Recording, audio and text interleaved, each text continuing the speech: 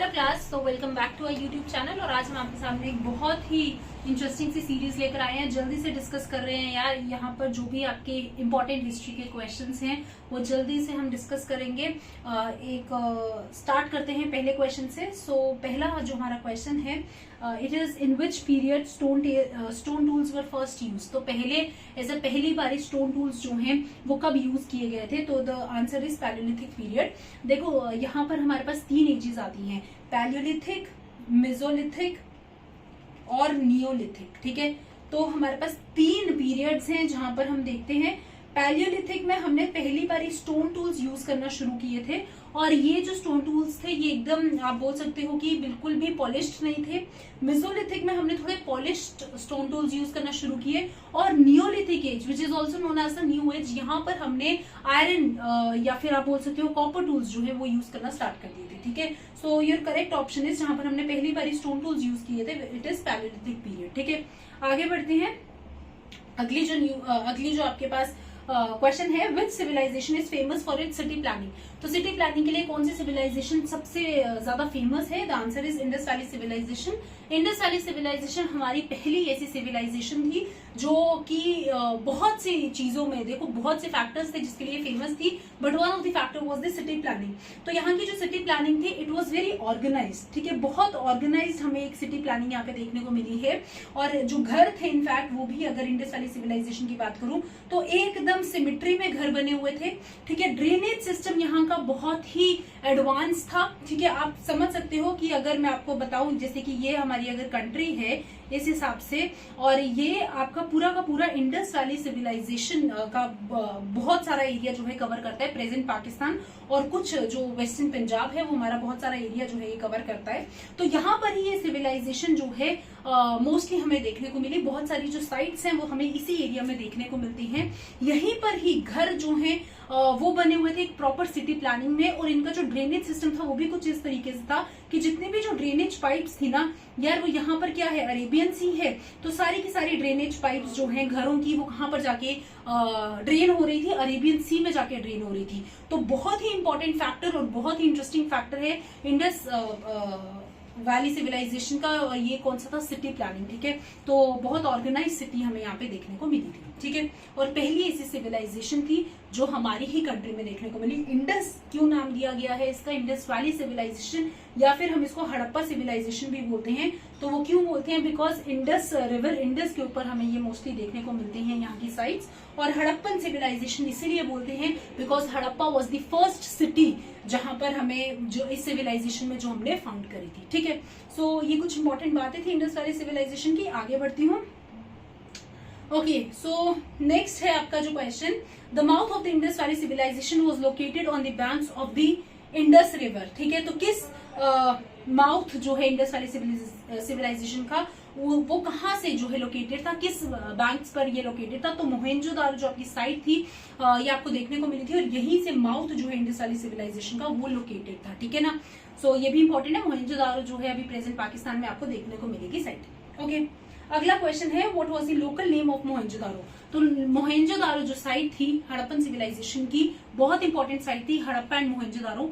ठीक है, तो यहाँ पर लोकल नेम क्या था मोहेंजोदारो का? It is mount of the dead. देखो इसको माउंट ऑफ द डेड क्यों बोला जाता था? क्योंकि जब ये हमने साइट जो है डिस्कवर करी थी तो यहाँ पर बहुत ज्यादा हमें कहा जाता है कि ये साइट का, अगर आप डिक्लाइन देखोगे, अगर आप डिक्लाइन इसका पढ़ोगे, तो यहाँ पर एक फैक्टर ये भी था कि बहुत ज्यादा जो स्केलेटन्स थे वो हमें मिले थे यहाँ पे साइट पे। ठीक है, तो माना जाता है कि हो सकता है कि यहाँ पर ये जो सिविलाइजेशन है या तो कोई बाहर से फॉरेन इन्वेजन हुआ था जिसकी वजह से ये सिविलाइजेशन डिक्लाइन हुई थी, और माइट भी हो सकता है तभी इतनी ज्यादा लाशें जो है एकदम से हमें देखने को मिली है, because it is not possible कि एकदम से इतने ज्यादा स्केलेटन्स जो है वो देखने को मिले थे। ठीक है, और it can also be said कि क्या पता कोई बाढ़ आई हो, कोई फ्लड आया हो, कोई नेचुरल कैलेमिटी आई हो जिसकी वजह से ये सिविलाइजेशन इंस्टेंट डिक्लाइन हुई थी, और इसी वजह से इसका जो नाम है वो भी ये दिया हुआ है माउंट ऑफ द डेड। ठीक है, तो ये बातें थी।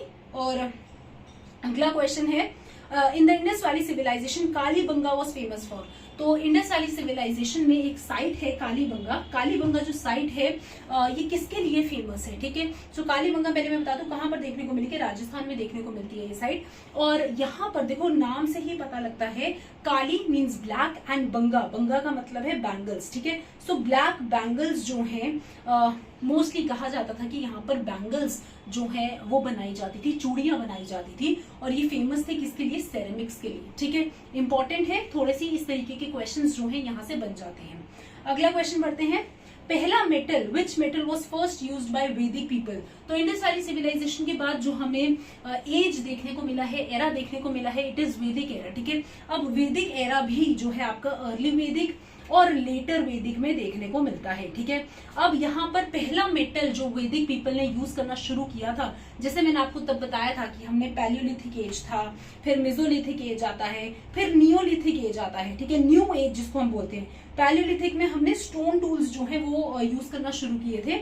मेसोलिथिक एज में हमने पॉलिश्ड स्टोन टूल्स यूज करना शुरू किए थे, मतलब अब जो पत्थर थे उनको हम पॉलिश करके उसके हम एक्सिस बना रहे हैं या फिर हम उसके वेपन्स बना रहे हैं छोटे छोटे फॉर हंटिंग पर्पसेस, ठीक है। और नियोलिथिक एज में, न्यू एज जिसको बोला जाता है, यहाँ पर हमने कॉपर का यूज करना शुरू किया, और copper was the first metal जो है वैदिक पीपल ने यूज करना शुरू किया था। इसीलिए देखो यार, जब हम बोलते हैं ना कि तांबे, कॉपर इज व्हाट, तांबा, तो तांबे का जो बर्तन है उसका जो अगर हम घरों में भी रखते हैं, आप देखते हो हिंदुइज्म में मंदिरों में तांबे के बर्तन में गंगा जल रखा होता है, ठीक है। तांबे का बर्तन जो है वो यूज किया जाता है किसी भी रिलीजियस एक्टिविटीज के लिए। Why? Because it was the first metal जो कि हमने डिस्कवर किया था, और एंशिएंट टाइम से हम यही चीज जो है वो यूज कर रहे थे, और उसके बाद यही चीज कहा जाता है सबसे प्योर मेटल है, जो हम इसको रिलीजियस पर्पसेस के लिए भी यूज करते हैं, ठीक है।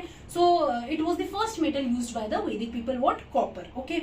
आगे बढ़ती हूँ, अगला क्वेश्चन है, विच 3 वेदास आर जॉइंटली कॉल्ड वेदात्री, ठीक है। तो 3 वेदास ऐसे कौन से हैं जिनको वेदात्रयी के नाम से जानते हैं, इट इज ऋग्वेदा, सामवेद और यजुर्वेदा। देखो जो हमारे वेदास हैं वो 4 में डिवाइडेड है, ऋग्वेद, सामवेद, यजुर्वेद एंड अथर्ववेद, ठीक है। और ऋग्वेद जो है ये आपको जितना भी आपका जो मंत्रास हैं और जो भी आपके रिलीजियस पर्पसेस के लिए चीजें हैं, ठीक है, वो सारा किसमें मेंशन है, ऋग्वेद में मेंशन है, ठीक है। सबसे ओल्डेस्ट टेक्स्ट है, और यहीं से हमें सारी की सारी इंफॉर्मेशन जो है वो मिलती है। संस्कृत में ये आपको देखने को मिला है, ठीक है।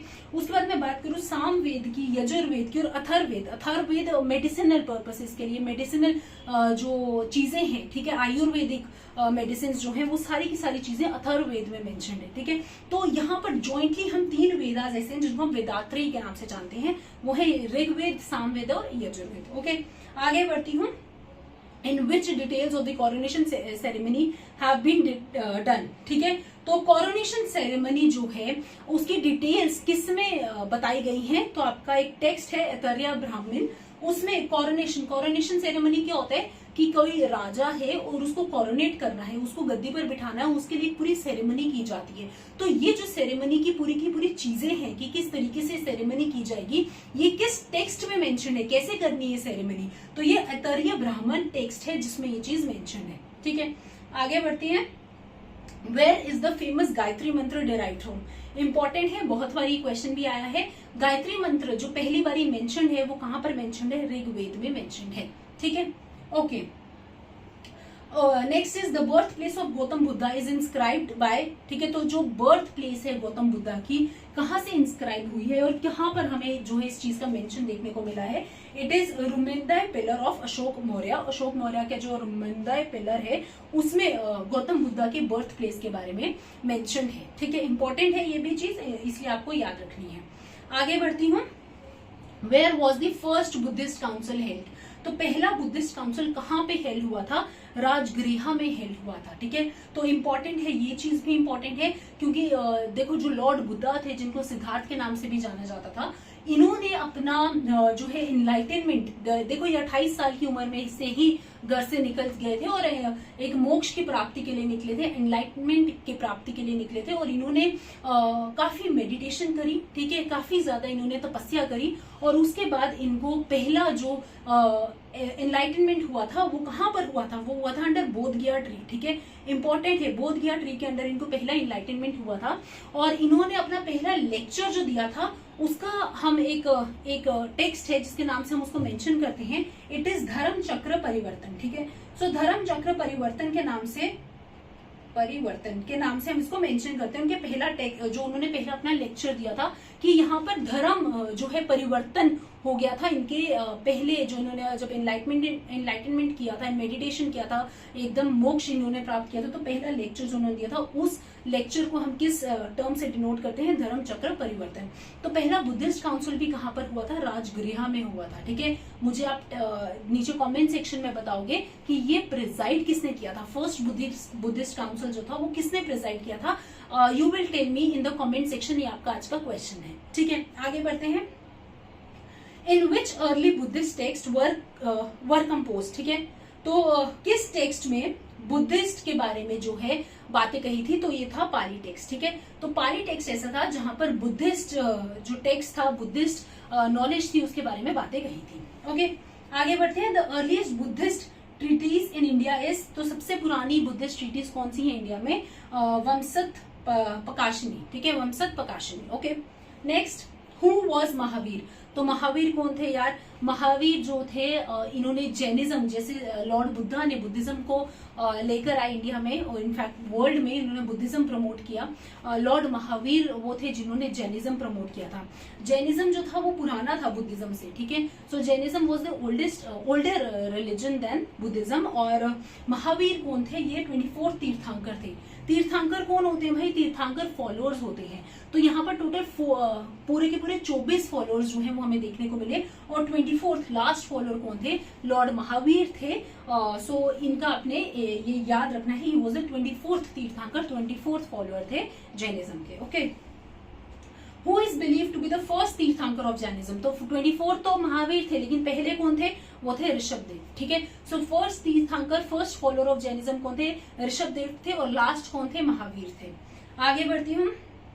व्हाट इज जैन लिटरेचर, सो ये देखो, ये क्वेश्चन जो है ठीक से यहाँ पे रिटर्न नहीं है, इसको हम आगे बढ़ते हैं इसी क्वेश्चन को, ये मैं प्रॉपर जो क्वेश्चन है ये आपका नेक्स्ट स्लाइड में लेकर आती हूँ, ठीक है। Next question is which first ruler was responsible for the rise of Magadh, तो मगध एम्पायर, देखो क्या हुआ था, हमारे 16 महाजनपदस हमें देखने को मिले थे, ठीक है। महाजनपदस क्या थे, तो ये एम्पायर्स थे, तो टोटल 16 एम्पायर्स हमें देखने को मिले, बड़े बड़े एम्पायर्स, जिसमें से Magadh was one of the empire, one of the mahajanapadas. और ये इतना स्ट्रॉन्ग एम्पायर था, और इतना ये एकदम बहुत ही स्ट्रॉन्ग, इनफैक्ट सबसे स्ट्रॉन्गेस्ट आउट ऑफ 16 सबसे स्ट्रॉन्गेस्ट कौन था, मगध ही था, और एंड तक इसने सर्वाइव किया था। तो इसके जो फर्स्ट रूलर थे वो कौन थे, बिंबिसार थे, ठीक है। तो फर्स्ट रूलर कौन थे मगध एम्पायर के, वो बिंबिसार थे, और ये 16 महाजनपदास में से एक था, ठीक है। महावस्या रोड, बहुत बड़ी क्वेश्चन आया है, तो इन्होंने क्या लिखी थी, Patanjali. Okay, next, Who was to bring the Greeks out of India, तो ग्रीक्स को इंडिया से बाहर किसने निकाला था, चंद्रगुप्त मौर्य ने। Chandragupta Maurya was also the founder of the Mauryan dynasty, ठीक है। तो यही रिस्पॉन्सिबल थे जिन्होंने ग्रीक्स को जो है इंडिया से बाहर किया था। Next, which event brought about a huge change in Ashoka's administrative policy, तो देखो अशोका की एडमिनिस्ट्रेटिव पॉलिसी में काफी ज्यादा चेंजेस आए थे, ठीक है। अशोका जो थे इन्होंने एक तरीके का जो एम्पायर था, ठीक है, उनको जो है बहुत बड़ा रूलर माना जाता है, सम्राट अशोक के नाम से भी जाना जाता था। तो इन्होंने अपना एक एम्पायर सेट किया हुआ था, ठीक है। अब इनकी एडमिनिस्ट्रेटिव पॉलिसी में काफी ज्यादा चेंजेस आए थे और सडन चेंज आए थे। तो किस इवेंट के बाद ये चेंजेस देखने को मिले थे, कलिंगा वॉर हुई थी, ठीक है। इस बारी का एक क्वेश्चन भी आया था, कलिंगा कहाँ पर है, ठीक है। तो ओडिशा वाला जो एरिया है वहां पर आपको ये देखने को मिलेगा, ठीक है। तो ये चीजें थी, और यहाँ पर कलिंगा में एक वॉर हुई थी, कलिंगा वॉर के नाम से जानते हैं, जहां पर जैसे ही ये वॉर हुई थी काफी ज्यादा लोग जो थे वो मारे गए थे, ठीक है। तो व्हेन अशोका, देखो अगले दिन अशोका उस बैटलफील्ड में पहुंचते हैं जहां पर बहुत ज्यादा लोगों की लाशें बिछी होती हैं, और जैसे ही वो ये सब वॉर देखते हैं, आफ्टर द वॉर वो इतनी लाशें देखते हैं, तो ये जो अशोका थे, सम्राट अशोका थे, इनको एकदम चेंज हुआ, ठीक है। इनका अंदर से काफी ज्यादा इनको फील हुआ कि मैंने इतने ज्यादा लोगों की लाइफ का जिम्मेदार हूं मैं, ठीक है। एंड देयरफॉर यही से इन्होंने अपनी एडमिनिस्ट्रेटिव पॉलिसी ही चेंज कर दी। इन्होंने अपने एम्पायर में नॉन वेज बंद कर दिया, किसी को फालतू बोलना बंद कर दिया, मारना बंद कर दिया, इनफैक्ट वायलेंस जो है वो बंद कर दी, और उसी के साथ साथ इन्होंने अपना रिलीजन भी चेंज कर दिया था। सो यहाँ से अशोका जो थे उन्होंने बुद्धिज्म फॉलो करना शुरू कर दिया था। ठीक है, so after the Kalinga war इनकी पूरी की पूरी एडमिनिस्ट्रेटिव पॉलिसी जो है वो चेंज होगी, और उसी के बाद ये भी एक रीजन माना जाता है कि अशोकन एम्पायर जो था वो डिक्लाइन क्यों हुआ। ठीक है, क्योंकि उन्होंने अपनी एडमिनिस्ट्रेटिव पॉलिसी बहुत एकदम आप कह सकते हो मॉडरेट कर दी। ठीक है, अब उन्होंने वॉर्स वायलेंस जो थी एकदम बंद कर दी, और उस टाइम पर ये चीजें नहीं सर्वाइव करते थे। ठीक है, and therefore and also he changed his religion to Buddhism. Okay, so next है who is famous by the name of Devan Priya. तो इन अशोका जो थे इनको देवन प्रिया अशोका के नाम से भी जाना जाता था, तो इंपॉर्टेंट है ये भी। Okay, next question is the Greek ambassador sent to the court of Chandragupta Maurya was. तो ग्रीक एम्बेसडर कौन थे जिनको चंद्रगुप्त मौर्य के कोर्ट में भेजा गया था? It was Megasthenes. क्वेश्चन आया है ये भी बहुत बारी, हु हैज रिटन इंडिका, और ये भी है मेगास्थनीज। ठीक है, तो ये क्वेश्चन भी बहुत बारी आया है। ठीक है, महावस्या किसने लिखी है? महावस्या ने क्या लिखा था? पतंजलि। ठीक है, मेगास्थनीज जो थे इन्होंने इंडिका लिखी है, तो ये भी चीजें जो है एग्जामिनर पूछता है कई बारी। Chandragupta Maurya famous guru Chanakya was related to which centre of learning. ठीक है, तो जो चाणक्य थे, जो चंद्रगुप्त मौर्य के गुरु थे, ठीक है, तो जो ये Chanakya he was very smart. ठीक है, चाणक्य नीति कहा जाता है, और Chanakya was very smart and very intelligent. ठीक है, अब ये किस सेंटर ऑफ स्कूल से जो थे रिलेटेड थे? इन्होंने अपना जो लर्निंग था वो कहां से लिया था? तक्षशिला से। ठीक है, इंपॉर्टेंट है। Next, who was the last ruler of Mauryan dynasty. तो मौर्यन डायनेस्टी का लास्ट रूलर कौन थे? बृहद्रथ। ठीक है, बृहद्रथ। ओके, नेक्स्ट, मिलिंद पन्हो क्या है? ये एक बुद्धिस्ट टेक्स्ट है। ठीक है, तो मिलिंद पन्हो आपसे पूछते हैं क्या है? ये बुद्धिस्ट टेक्स्ट है। इसमें जितनी भी बुद्धिज्म के रिलेटेड चीजें थी और बुद्धिज्म के रिलेटेड जो जो नॉलेज थी वो कहाँ पर दी गई है? मिलिंद पन्हो में दी गई है। ठीक है, एक और टेक्स्ट है बुद्धिस्ट का जिसका नाम है जताका स्टोरीज। ये जो है जताका स्टोरीज, ये लॉर्ड बुद्धा के ऊपर जितनी भी स्टोरीज जो है बोली जाती हैं ये उस चीज के ऊपर बेस्ड है। ठीक है, next is who is the author of Meghdoot. तो मेघदूत का ऑथर कौन है? कालिदास। हमने 3 यहाँ पर ऑथर्स पढ़े, इंडिका, ठीक है, मेगास्थनीज, फिर हमने देखा पतंजलि, महावस्या and then Meghdoot, Kalidas. Okay, next, whose achievements are described in Allahabad pillar inscription. Again important है, किसकी अचीवमेंट्स जो है इलाहाबाद पिलर इंस्क्रिप्शन में डिस्क्राइब्ड है? तो समुद्रगुप्त मौर्य की जो अचीवमेंट्स हैं वो इस पिलर, इस इंस्क्रिप्शन में जो है डेराइव्ड है। देखो ये जो पिलर्स थे ना, ये मॉडर्न टाइम पे आपको देखने को मिले थे, और अशोका ने ही इन पिलर्स का जो है फाउंडेशन किया था, और इनका एक तरीके से इन्होंने ये लेकर आए थे पहली बारी, और यहीं पर इन्हीं पिलर्स पर जो है इंस्क्रिप्ट किए जाते थे रूलर्स की अचीवमेंट्स। ठीक है, और यहाँ पर समुद्रगुप्त की जो अचीवमेंट्स थी वो किस पर इंस्क्रिप्ट की गई थी? इलाहाबाद पिलर पे। Next, describe the centre of Roman trade during the Sangam period. तो ये जो सेंटर था रोमन ट्रेड का वो कौन सा था? अरिकामेडू। ठीक है, नेक्स्ट, किसने फेमस शिव टेम्पल जो एलोरा का है वो बिल्ड किया है? तो राष्ट्रकूटा के रूलर थे कृष्णा, जिन्होंने शिव टेम्पल एलोरा का वो बिल्ड किया है। ठीक है, तो इंपॉर्टेंट है। Next, during which dynasty Mahabalipuram temple was build. तो महाबलीपुरम टेम्पल जो है किस डायनेसिटी में बिल्ड किया गया था? पल्लव डायनेसिटी में ये बिल्ड किया गया था। ठीक है, उसके बाद who was the author of Harshacharita. तो अगेन ये भी इंपॉर्टेंट है, ऑथर्स जिनके भी मैं बता रही हूँ वो इंपॉर्टेंट है। हर्षचरिता के कौन थे ऑथर? बनभट्ट। ठीक है, बनभट्ट जो थे वो हर्षचरिता के ऑथर थे। ठीक है, उसके बाद ये जो क्वीन है जिनका नाम था दीदा, इन्होंने कौन से पार्ट के इंडिया में रूल किया था? Till 980 to 1003 AD। तो ये कश्मीर में क्वीन दीदा के नाम की एक लेडी थी जिन्होंने रूल किया था, और this lady was not very humble. ठीक है, ये थोड़ी नहीं, इनफैक्ट ये बहुत मानी जाती थी क्रूअल थी। ठीक है, लेकिन ये बहुत स्ट्रांग लेडी थी जिन्होंने पूरा का पूरा एम्पायर जो था वो मैनेज किया था। ठीक है, कहा जाता है इन्होंने अपने ही पोतों का जो है उनको मार दिया था गद्दी पे बैठने के लिए, बट ये सारी चीजें, but despite the fact she was the strongest lady known in the history of Kashmir. ठीक है, और यहाँ पर देद खेमा के नाम से भी जो कश्मीर के लोग हैं वो अपनी मदर को जो डिस्क्राइब करते हैं, and it denotes how this lady was so brave. ठीक है, तो ये चीजें थी क्वीन दीदा के बारे में। Okay, next is who had defeated Prithviraj in the second battle of तरेन। तो सेकंड बैटल हुआ था तरेन का, उसमें पृथ्वीराज को किसने डिफीट किया था? तो मोहम्मद गौरी ने डिफीट किया था। ये क्वेश्चन दोनों तरीके से पूछे जा सकते हैं कि सेकंड बैटल ऑफ तरेन किसके बीच में हुआ था? पृथ्वीराज चौहान के बीच में एंड मोहम्मद गौरी के बीच में। और पृथ्वीराज चौहान ने किसको डिफीट किया? मोहम्मद गौरी को डिफीट किया। Okay, next is the fight that resulted in the foundation of the Mughal empire in Delhi. ठीक है, तो ऐसी कौन सी फाइट थी जिसने मुगल एम्पायर जो था दिल्ली में उसका एक तरीके से शुरुआत करी? This was the first battle of Panipat. तो फर्स्ट बैटल ऑफ पानीपत जो हमें देखने को मिला था, इसी ने ही मुगल एम्पायर की शुरुआत करी थी दिल्ली में।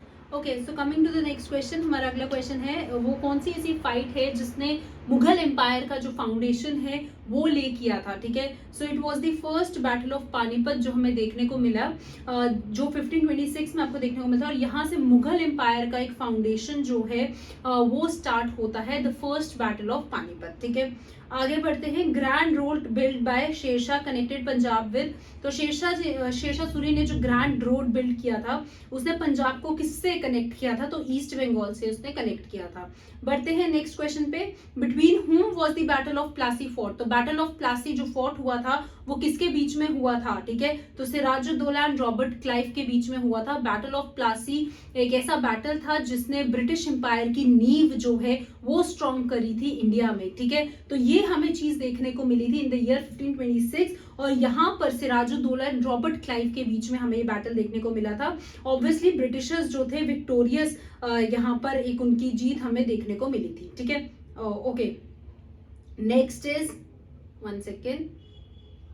ठीक है, सो अगला क्वेश्चन है where are the remains of Portuguese culture found in India. तो पोर्टुगीज कल्चर के रिमेन्स कहाँ पर फाउंड हुए हैं इंडिया में? गोवा में। तो पोर्टुगीज, देखो पोर्टुगीज जब आए थे इंडिया में, मैं आपको बता दूं इंडिया में जो सबसे पहले who invaded India to trade for the purposes of the trade, तो वो थे पोर्टुगीज। तो पोर्टुगीज जो थे 1498 में इंडिया में आए थे। और फर्स्ट पोर्टुगीज कौन आए थे? वास्को ड गामा जो थे, इन्होंने सी रूट डिस्कवर किया था टू इंडिया, और ये यहाँ पर ट्रेड के पर्पसेस के लिए आए थे। यहाँ पर इन्होंने आते ही जो है गोवा में अपना एक पैर रखा, और Goa since it is a very small city, a very small state, तो ये ज्यादा आगे तक नहीं बढ़ पाए थे, पूरी कंट्री को कैप्चर नहीं कर पाए थे। But Portuguese were the first to invade in India for the purposes of the trade. Portuguese के बाद आते हैं, कौन आए थे? डच। तो डच आते हैं इन द ईयर 1595। डच के बाद आई British East India company in the year 1600, और इसके बाद आते हैं फ्रेंच। ठीक है, तो इस तरीके से क्रोनोलॉजी जो थी, who invaded to India first for the purposes of the trade, it was Portuguese, और उसमें वास्को ड गामा आए थे। और ये कहाँ पर इनके जो रिमेन्स हैं वो फाउंड होते हैं? गोवा में। ओके, आगे बढ़ती हूँ। द फाउंडर ऑफ ब्रह्म समाज। तो ब्रह्म समाज के फाउंडर कौन थे? राजा राम मोहन रॉय। बहुत ही प्रोमिनेंट क्वेश्चन है, बहुत बारी पेपर में आया हुआ है। Who propounded the principle of drainage of property from India to Britain? तो drainage of property which also means drain of wealth theory. ठीक है, so drain of wealth theory का जो प्रिंसिपल है वो किसने दिया था? It was given by Dadabhai Naoroji. In this theory Dadabhai Naoroji का यही कहना था कि किस तरीके से ब्रिटिशर्स ने हमारी वेल्थ को ड्रेन किया है, और किस तरीके से हमारे रॉ मटेरियल्स, हमारी कंट्री के रॉ मटेरियल्स को यूज किया जा रहा है, बाहर बेचा जा रहा है, और वहां पर एज अ फिनिश प्रोडक्ट्स बनाकर वापस में इंडिया में सेल किया जा रहा है at higher prices. This is what drain of theory means, और यही कॉन्सेप्ट दादाभाई नारोजी लेकर आए थे। He was a moderate leader. And एक और चीज मैं अगर आपको बता दूं, ये 3 टाइम इन्होंने आईएनसी का सेशन प्रिजाइड किया था, और इनको grand old man of India भी बोला जाता है। ठीक है, सो दादाभाई नारोजी बहुत ही इंपॉर्टेंट पर्सनालिटी है अगर हम इंडियन हिस्ट्री की बात करें। And he gave this theory of drain of wealth. ठीक है, कहां पर, कौन सी किताब में उन्होंने अपनी ये थ्योरी दी थी? तो it was poverty and UN British rule. ठीक है, poverty and UN British rule, ये एक किताब थी जहां पर ये कॉन्सेप्ट जो था दादाभाई नारोजी लेकर आए थे। आगे बढ़ती हूँ। हु गेव द स्लोगन इनकलाब जिंदाबाद? तो इनकलाब जिंदाबाद का जो स्लोगन था वो किसने दिया है? भगत सिंह ने दिया था। ठीक है, next, who was the founder and editor of the famous newspaper Kesari during the national struggle? So Kesari और मराठी, ठीक है, 2 न्यूज़पेपर्स थे जो कि लोकमान्य तिलक फाउंडर रहे हैं इस न्यूज़पेपर के। और केसरी जो न्यूज़पेपर था it was in Marathi, and Marathi newspaper was in English. ठीक है, तो ये कुछ बातें हैं, और नेशनल स्ट्रगल में हमें ये न्यूज़पेपर बहुत इंपॉर्टेंट न्यूज़पेपर है देखने को मिले। ओके, अगला क्वेश्चन है who was associated with the post frontier Gandhi. तो फ्रंटियर गांधी का जो टाइटल था वो किसको दिया गया था? It was Khan Abdul Gaffar Khan. Khan Abdul Gaffar Khan was also known as frontier Gandhi, और इन्होंने ही रेड शर्ट मूवमेंट जो है वो स्टार्ट करी कौन से टाइम पीरियड पर? तो हमें जब सिविल डिसोबीडियंस मूवमेंट देखने को मिला था उस टाइम पीरियड पर रेड शर्ट मूवमेंट भी इन्होंने स्टार्ट किया था। इनको फ्रंटियर गांधी के नाम से भी जानते हैं। ठीक है, आगे बढ़ती हूँ। USA who founded the Ghadar party. So Ghadar party जो थी सैन फ्रांसिस्को में किसने फाउंड करी? Lala Hardayal. Lala Hardayal he was a revolutionary, ठीक है, और एक पार्टी जो है सैन फ्रांसिस्को में फाउंड करी थी Ghadar party for the purpose of this freedom struggle. ठीक है, कि यहाँ पर किस तरीके से जो है फ्रीडम स्ट्रगल करेंगे और वहां पर किस तरीके से ब्रिटिशर्स को यहाँ से निकालेंगे, और उसी के चलते लाला हरदयाल ने सैन फ्रांसिस्को में गदर पार्टी फॉर्म करी थी। Next, Mangal Pandey fired the first shot of the revolt of 1857। तो मंगल पांडे, जब हम 1857 का रिवोल्ट देखते हैं वहां पर एक बहुत ही इंपॉर्टेंट लीडर के बारे में हम देखते हैं विच वाज मंगल पांडे। ठीक है, तो मंगल पांडे ने एक ब्रिटिशर थे जिनको शॉट किया था, और ये ब्रिटिशर को इन्होंने क्यों शॉट किया था? बिकॉज उस टाइम पर एनफील्ड राइफल्स वर इंट्रोड्यूस। ठीक है, एनफील्ड राइफल्स जो इंट्रोड्यूस हुई थी, दीज एनफील्ड राइफल्स, इनका जो कार्ट्रिज था, so the cartridge was made of fat of cow and pig. ठीक है, तो ये काउ और पिग का जो फैट था उससे बना था, गाय और पिग की चमड़ी से ये बना हुआ था, और इनको इस कार्ट्रिज को रिमूव करना पड़ता था फॉर इंक्लूडिंग बुलेट्स। ठीक है, तो बुलेट्स को इंक्लूड करने के लिए इनको ये कार्ट्रिज को अपने माउथ से ओपन करना पड़ता था, जिसके लिए ब्रिटिशर्स ने इनफैक्ट जो इंडियंस थे उन्होंने काफी ज्यादा प्रोटेस्ट किया कि हम ये नहीं करेंगे, ये चीज हमारे धर्म के खिलाफ है। और इसी पूरे सीन के चलते जो मंगल पांडे थे उन्होंने बैरकपुर में जो ब्रिटिशर थे उनको शॉट किया था, और यहीं से रिवोल्ट का एक इमीडिएट स्टार्ट हमें देखने को मिला था। ओके, आगे बढ़ती हूँ। किसने सिविल सर्विसेज जो है इंडिया में उसको इनिशिएट किया? So it was lord Cornwallis. Lord Cornwallis को father of Indian civil services भी बोलते थे। ठीक है, so he was also known as father of Indian civil services because he initiated the civil service in India. आगे बढ़ते हैं। During the British rule who was the founder of the ryotwari system in the Madras presidency. तो ryotwari system जो है किसने found किया था? Thomas Munro ने। रियोतवाड़ी सिस्टम क्या था? एक साइड पे जमींदार थे, सॉरी एक साइड पे ब्रिटिशर्स थे, एक साइड पे आपके फार्मर्स थे, और बीच में जो थे पहले जमींदारी सिस्टम में बीच में पहले जमींदार थे, लेकिन अब यहाँ पे रियोतवाड़ी सिस्टम में इन्होंने जमींदार को हटा दिया था और डायरेक्ट टैक्स जो है फार्मर्स से कलेक्ट करना शुरू कर दिया था ब्रिटिशर्स ने। टैक्स रेशियो जो है थोड़ी कम कर दी गई थी। ठीक है, सो ये थॉमस मुनरो ने इंट्रोड्यूस किया था। He was the founder of the ryotwari system. आगे बढ़ते हैं। फर्स्ट इंडियन को थे जिन्होंने इंडियन सिविल सर्विस को क्वालिफाई किया था? सो ही वाज सत्येंद्र नाथ सिन्हा। नाम आपने याद रखना है, पर्सनालिटी इंपॉर्टेंट है। Next question, who had pass the Indian university school act? तो लॉर्ड लिटन थे, इन्होंने इंडियन यूनिवर्सिटी स्कूल एक्ट को पास किया था। Okay, next, which act establish the supreme court in Calcutta? तो कैलकाटा में सुप्रीम कोर्ट का इस्टेब्लिशमेंट कौन से एक्ट के जरिए हुआ था? It was the regulating act of 1773, और इसी के तहत कैलकाटा में हमें सुप्रीम कोर्ट का इस्टेब्लिशमेंट देखने को मिला था। रेगुलेटिंग एक्ट ऑफ 1773 में और भी हमने काफी चीजें देखी, जैसे कि फॉर एग्जांपल जो गवर्नर ऑफ बंगाल थे, he was given the position of governor general of Bengal. ठीक है, very very important regulating act of 1773। ठीक है, तो यार ये थे आज की आपके क्वेश्चंस। ठीक है, मैं और क्वेश्चंस और सीरीज लेकर आऊंगी। अगर आपको ये अच्छा लगा है तो please like, share and comment, और हमें बताएं कि कोई अगर आपको चेंजेस लानी है, अगर आपको यही सीरीज चाहिए क्वेश्चंस की, ठीक है, पर्टिकुलरली हिस्ट्री की, तो please do share and subscribe and comment to our YouTube channel. Thank you so much.